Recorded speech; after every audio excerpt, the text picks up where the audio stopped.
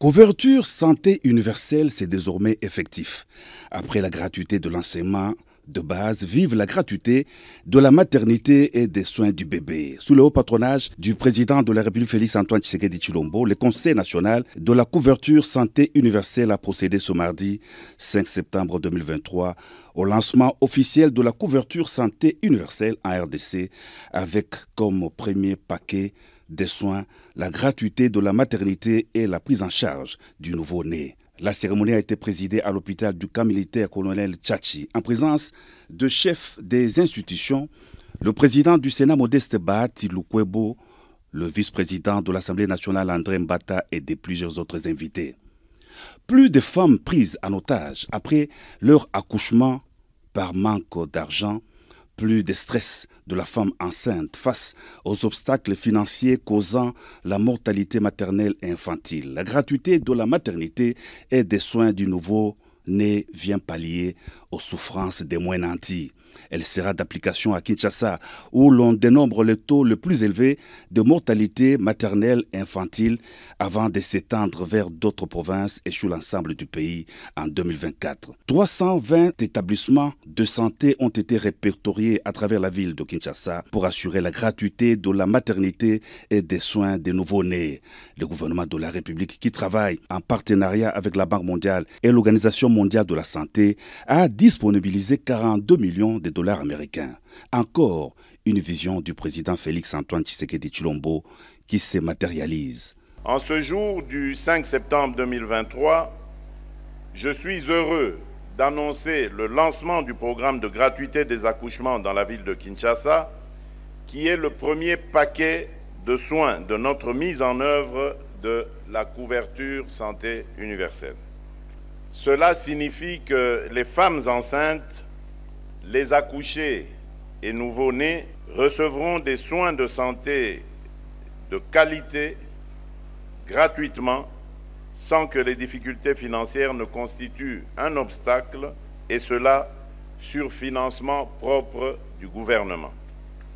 Le choix de Kinshasa a été fait du fait que nous avons conscience que Kinshasa est une ville densément peuplée dont le taux de mortalité maternelle et infantile particulièrement élevé tire le pays vers le bas. Nous nous engageons à éviter la surcharge des établissements de soins et de santé de la ville-province de Kinshasa en étendant progressivement ce programme aux provinces voisines, notamment le Grand Bandundu et le Congo central, dans les prochains 2 mois. Grâce au financement de la Banque mondiale, nous prévoyons aussi d'élargir cette couverture de soins de qualité aux provinces du Kwilu, du Kasaï central et du Sud Kivu, ainsi qu'à 8 autres provinces du pays d'ici la fin de cette année.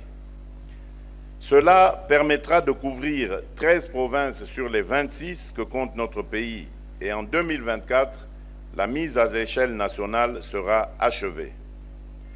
L'objectif fondamental de ce programme est de garantir des soins et des services de santé de qualité et gratuits à toutes les femmes enceintes, aux accouchés et aux nouveau-nés pendant leurs premiers mois de vie.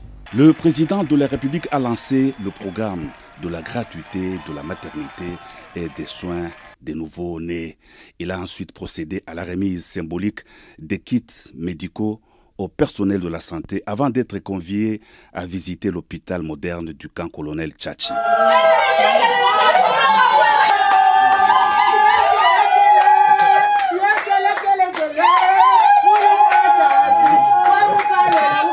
C'est sous les ovations frénétiques que le chef de l'État a quitté les installations du camp militaire.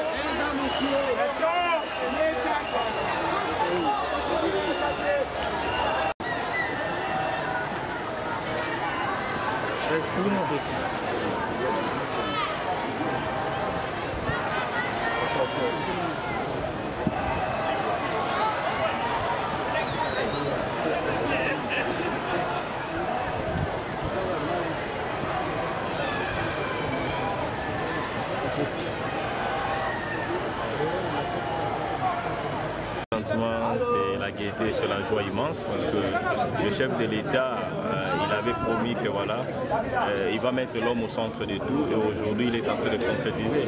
Au départ, il y avait d'abord la gratuité de l'enseignement et nous avons vu que ça a allégé notamment le facture sociale dans nos différentes familles respectives. Et aujourd'hui, il y a la gratuité notamment des naissances et des maternités.